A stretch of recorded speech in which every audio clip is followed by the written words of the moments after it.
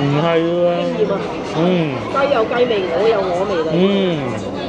即係食材嘅新鮮啊，先至有呢啲味啊。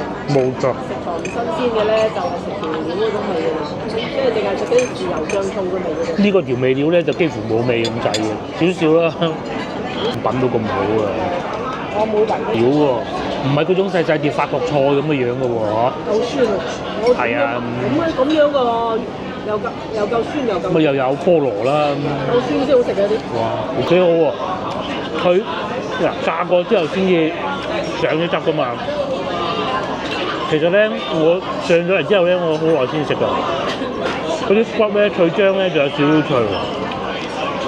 你太脆又唔得喎，食唔到肉嘅質感喎。太唔脆咧，有次試過，佢話好淡肉啊嘛。